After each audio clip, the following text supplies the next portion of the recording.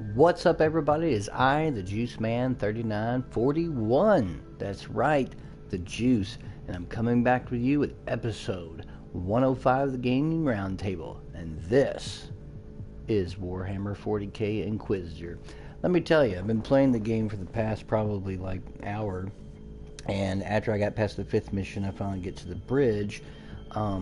This game is a game that I have been following for a few months and have been really interested in it. Number one, I also own Warhammer Space Marine The Deathwing, the first-person shooter that came out. I want to start off by saying that I do not play the Warhammer 40,000 miniatures game, but I'm very familiar with a lot of its lore, and I love the universe, the art style, and the way that the game basically presents itself. I used to play on the Xbox 360 Warhammer Space Marine, which was an excellent, criminally underplayed third-person shooter with hack and slash elements. Warhammer 40k Inquisitor is a little bit of everything.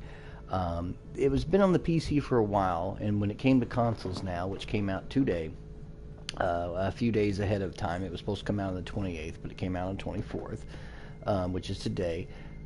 This game is just absolutely a gem. I mean, they have apparently what I knew about problems that were on the PC did not carry over to the console version. One little thing, and when you're doing in combat, for example, this is the bridge right now. I'm just on just to show you. Here's my character. I'm playing the assassin. And one of the things, real quick, in the combat, somebody had said that only certain objects you could actually take cover behind, which you can actually do cover and shoot and pop out, and there was only certain things you could do it on. Now you can do it on pretty much everything, and also you can switch from cover to cover when you hold down the cover button, which is L1. Now, having to get that out of the way, graphically, it is just really nice. It is a good-looking game. The graphics, is just crisp, sharp textures. It captures Warhammer's universe so beautifully and so nicely, and that's one of the things I like about the game. It's just so well designed. On the bridge is your hub area. It is a hub-based kind of system once you get past the 5th mission. The 5th, going through chapters 1 through 5, exploring part of the Martyr, which is the ship, which is what the game is named after.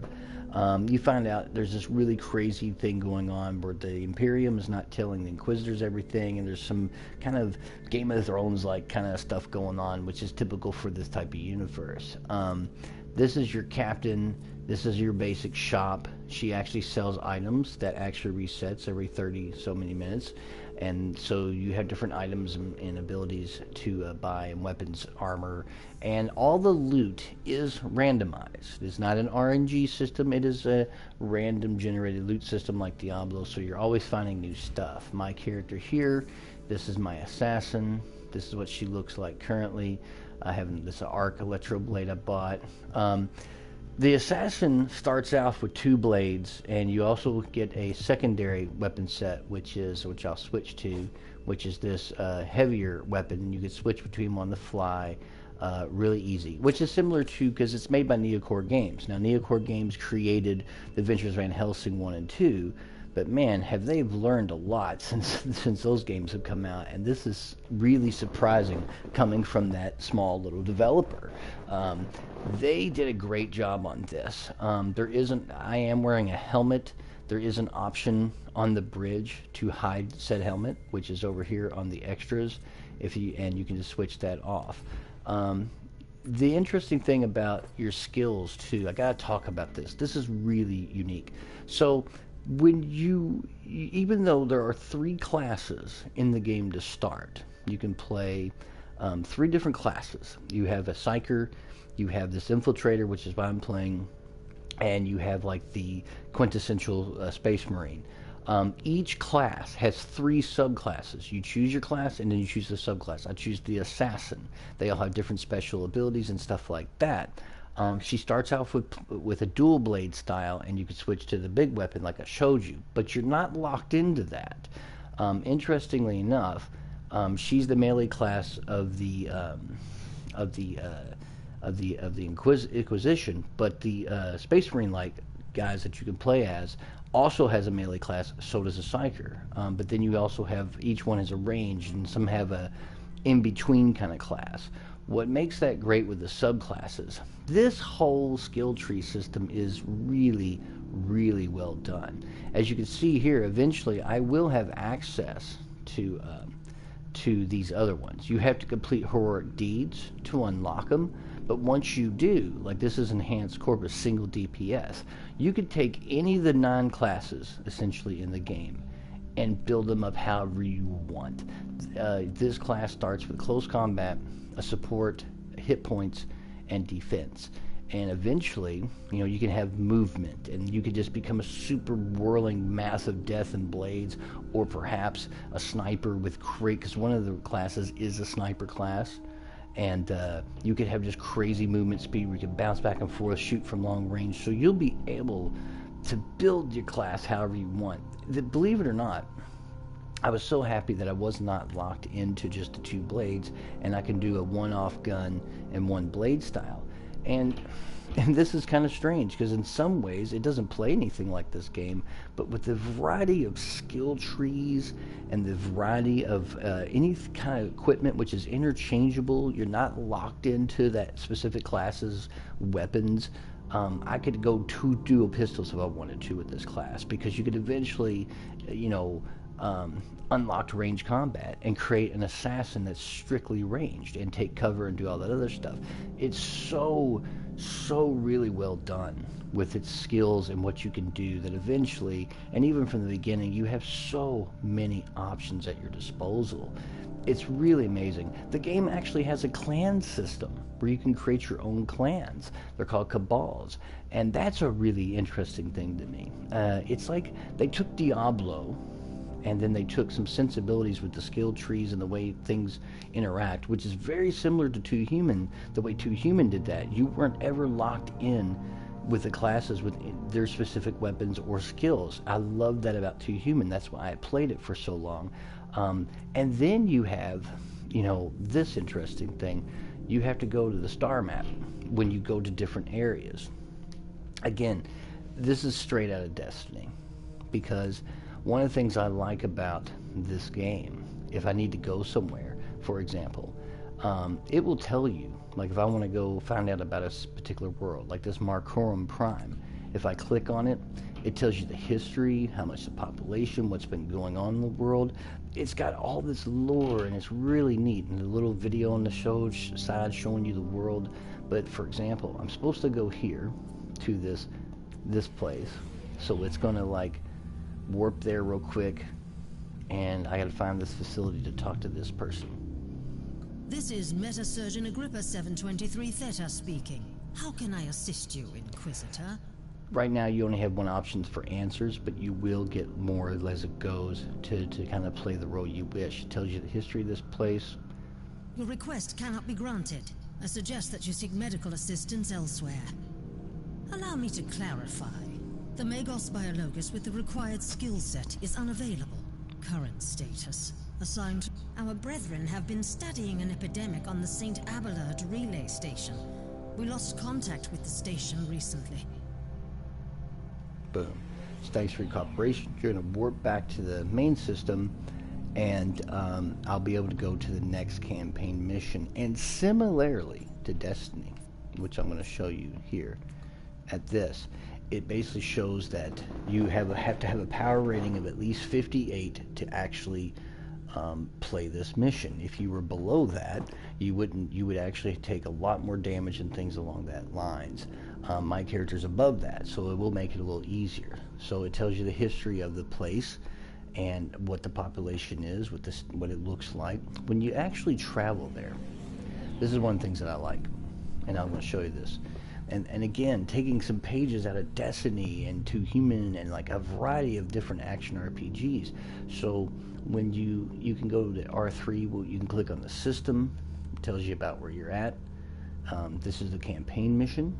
It says you need a 50 for a power rating. I have an 81, so I'm a little bit above that, 31 points. When you click on it, this is going to show you like things about it, visualization. That's your tune, but it tells you this is some of the stuff you might be facing shows you that.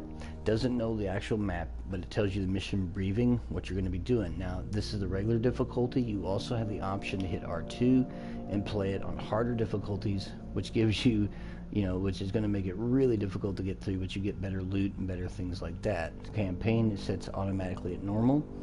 The campaign, it gets 30% more damage dealt and damage suffered. So they make it a little easy to go through the campaign, but later on you can go through and play it on the harder difficulties if you like. And now that I get to go to the station, I'm going to show you a little bit of this amazing gameplay and the graphics engine and everything in play. This game is incredible. If you love Diablo-style loot systems, and it's got that, like I said, it's got that weird star map, and I didn't expect that. This weird Destiny-like thing with a power rating, and then like leveling, and then this crazy skill trees that are like all over the place. I was like, wow, that reminds me of Two Humans skill trees, how you had 5 classes in that, but you weren't locked into just necessarily using, the main weapons that those classes, that Baldur could use in that, and you have different varying branches of skills. So this game, with its 3 classes and its subclasses that you can choose from it right at the beginning, is going to allow you to do so much. This game is just remarkable, and I actually have played some of the other classes and then came back and went back to this main character here. Inquisitor, the epidemic that spread through the relay station was just the prelude to a full-scale chaos infestation. The forward station is in total you can skip lockdown until every the cutscene. I'm going to skip this just to get into the gameplay. You can zoom the camera. You can move it around however you wish. I usually keep it out. This is the cover system I was telling you about. It's locked into place, so you can pop out and shoot at stuff when stuff's on there. If I want to move to a different cover, I can use the camera, move it there, hold down L1. You'll go right into the next cover. And if you want to go back to the next cover, like you could, in the PC version, apparently not too much stuff could be used as cover, but now they've added to where like almost everything can be. So that's really nice. Let's see, I'm going to fight some stuff. Got my Wise pistol here. I use my swords, my arc sword here. I've got a heavy attack with that arc sword like that. I got my pistol where I can shoot multiple bolts. It has a cooldown, but I can also equip an auto pistol, which you actually have to physically reload. You hit right on the D-pad and it switches me to my heavy weapon. Show you a little bit of that. And I got this teleport, strike, boom, leaping attack, which does that damage. Just slaughtering stuff is pretty nice. You got a heavy attack, boom, bam, done. Kill streaks, which gives you experience rewards. I typically stick with the faster pistol and everything else that goes on there. Again, graphically, it's just such a nice touch. They did this great. It's dark, but it's not too dark. You can see everything. Enemies look great up close. It's got good particles, and the sound and the music is great. Very subtle, very interesting, closes environment. So I can dodge with this character by clicking the stick. Other characters have different things. The shield they might put up. There's a variety of different things, and you should explore everything. He must have been very close to the Lord. These are little lines And here. he You gotta could watch have these knowledge guys. of important details. Because they have proximity on you. They don't do too much damage. Yeah, he's a giant. Look at this big guy right here.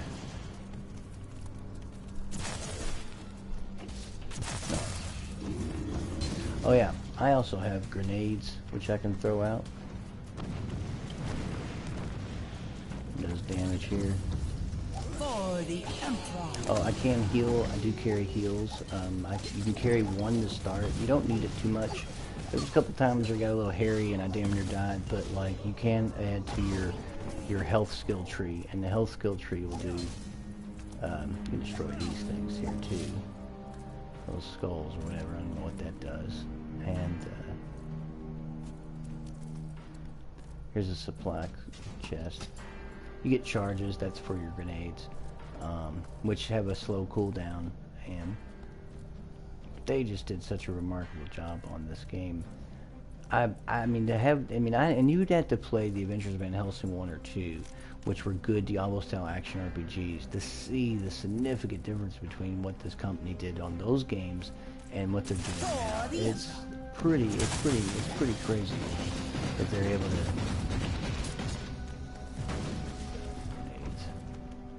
Shoot this thing. Off with you. Gotcha. Kill streak. You keep that up, you get bonus experiences.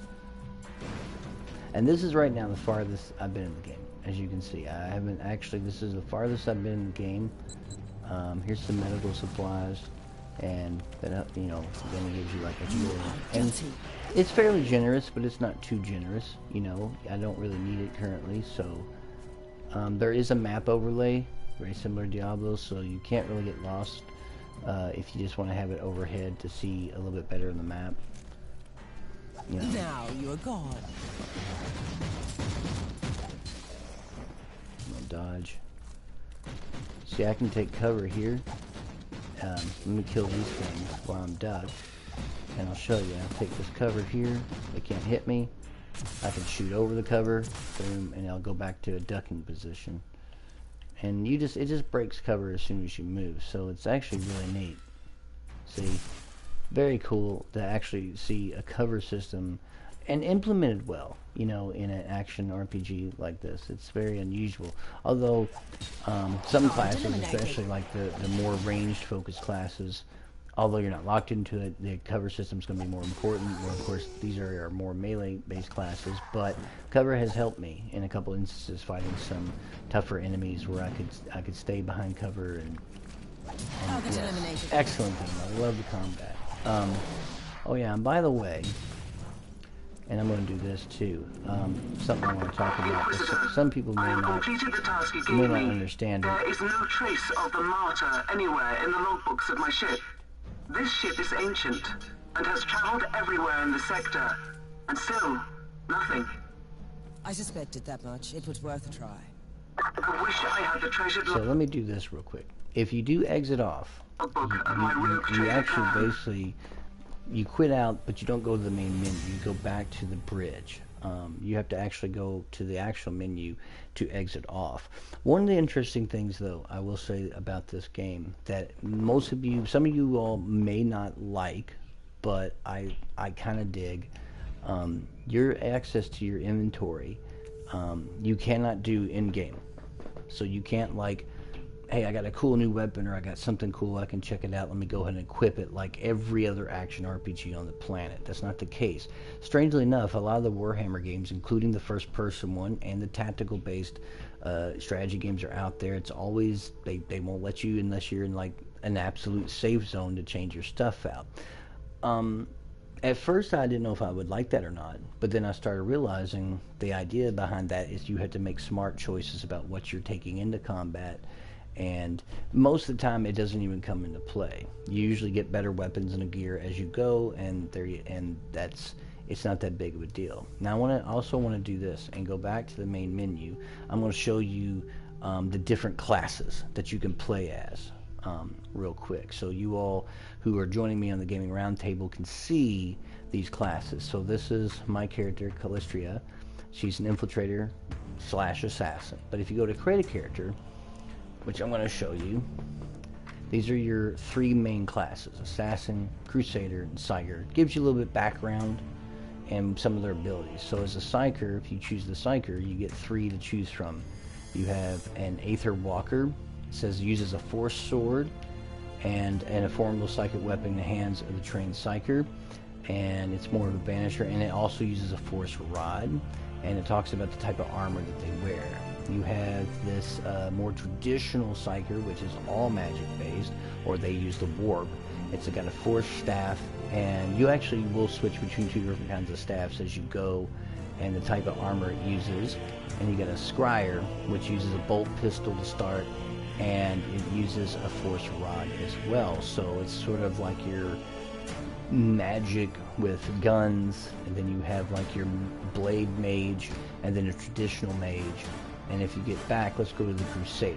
So the Crusader has three classes. You have a tactical base. They use more of a dual wielding style, so they're going to be taking a lot of cover, but they use a lot of tactical base stuff in ranged weapons and things like that, and throwing down mines and things like that from a tactical point of view. So you're basically playing that. The assault is your classic fighter, you know, power sword, great sword, and suppression shield.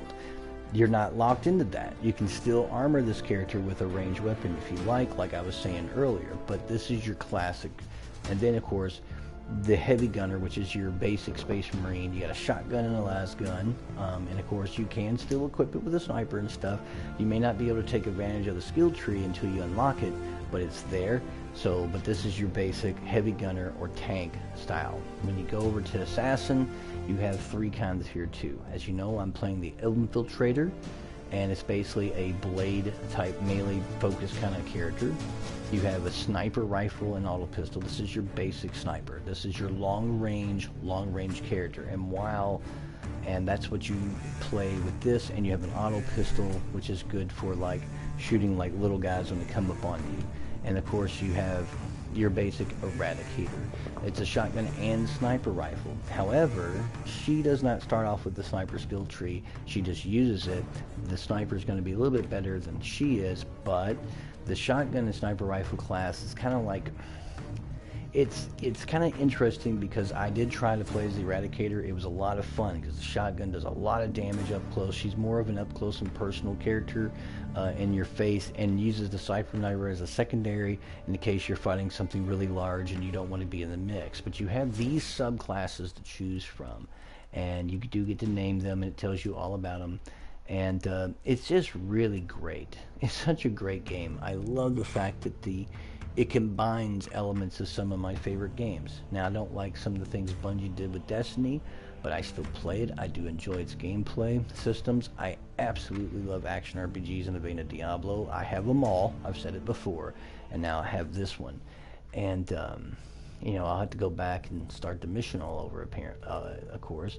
But I can go here and, you know, in another 14 minutes I'll have all new weapons and stuff to choose from. That's kind of neat. So I do like that aspect of the game. Let me do something real quick. I'm gonna go and see if she's got anything. There's a Mars Assassin and Assassin Power Sword, so that does 61. You can compare. So, and you can switch to, let's see here, switch weapon sets. See, that does more damage than mine. It does 8.2% damage when surrounded, and then damage for blade bites. So I'm actually going to go ahead and, can I afford it? Yep. So I'm going to go in to my inventory here. I'm going to switch weapon sets and then switch it to that sword there. So there we go. And I'm going to sell the other one. Wait a minute, I think I accidentally. Okay, now I got it there. See, it turned all gold. It's a gold looking stuff. So go in here, go ahead and sell that, and now I'll be ready for the I'll be ready to go back into this mission. It's a really great game. You can play online with people, so you can co-operatively go through the campaign together. And as I said before, you actually have cabals. I'm not really sure. I'm not affiliated with a cabal right now, but there is a way to. I'm not sure exactly, again, how to. If you can create your own. If you can, great. I think it'd be interesting to join up with a clan. There's a few that are open, and you know, again, there's some of these are kind of full. There's 19 to 20, 16 to 20. I'm not really sure, like what. You can list recruiting only or list all, however you want to do it. I'm going to have to figure out myself how to make your own so I can make my own, or I might join somebody. And apparently there's like, there is rewards if everyone is working together and doing things very Destiny-like. I think that's neat. Of course, you have your journal, you have your glory, which is you actually have different things, rewards that are doled out weekly, so you have to like play the game because the game is perpetual. The boards are procedurally generated, and except for the first martyr, but like the ship, but everything kind of gets set up differently, a little bit different each time, and that's kind of neat. And of course, you got your horror deeds and all that stuff. You can go back to the command bridge. But again, if you love Diablo, if you love aspects of Destiny in an action RPG kind of like scenario, if you like that really heavy customization for characters with all those skill trees, which again reminded me of Two Human in that respect, because Two Human was like that. That's why I liked it so much. You could spec out the same character 20 different ways, and it was always different and always fun and trying new different things.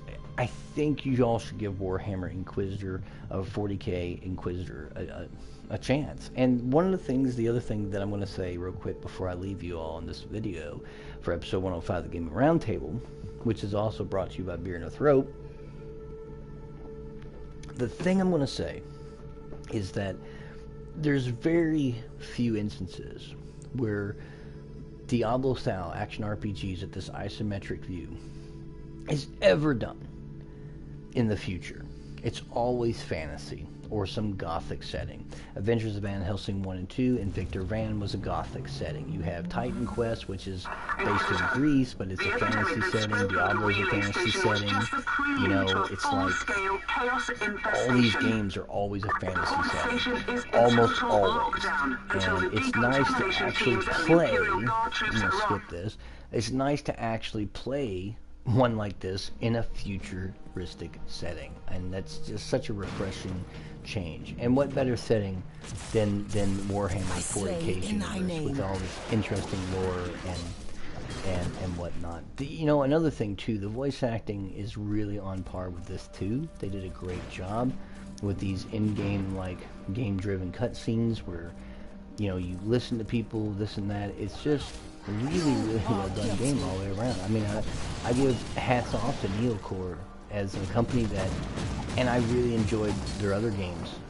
But there was polish that wasn't there. There was some things that just wasn't there. You could see where they were going with the games, and you could see that this was a company that was going to get better. But they really killed it with this one, in all honesty, in my opinion. Kill the heretic.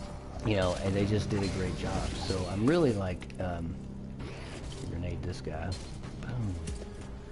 You're done. And I'm just impressed with them. And I definitely would totally, at this point, recommend this game. It's out now. I got it digitally, and it did come out at $60. I think the original price point for this game was going to be I think 50, but I think they've just done so much to it and improved upon its PC predecessor so much that they, you know, considering that what I have been reading about the complaints, and the complaints that I've read about, I have not seen in this. They're not there. I don't have any frame rate stutter anymore. You can take cover behind almost anything. It's just the things that I know about it and read about it and wanted to know more about it. You know, it's one of those things. Like, I was kind of surprised that for the release, they didn't do what most PC to console ports do, which is, we'll just put it out there and whoop-de-doo. But again, they knocked it out of the park here with some of this stuff. With the graphics, you know, with the way that everything kind of works. Like, look at these guys, these little statues just floating there. It's just all the little details and the lighting, and like, see how that fan and everything. I mean, it's beautiful particle effects. I mean, I can't tell you how much I wanted this game, but I was going to be skeptical about it. I thought they weren't going to fix anything from the PC version, and lo and behold, they did. And then as I play it, and the more I see what it's offering, it's an excellent game.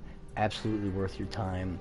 With the different builds, the different classes, you could be playing this game for hours. It's got clans, it's got, you know, procedurally generated levels, it's got all these random item generator where you'll be able to find hundreds and hundreds of different things to make your character look really cool. And so absolutely, if you love Diablo, if you love some of the aspects of Destiny, if you like some of the aspects of the Two Human, like I was saying, this game is totally for you.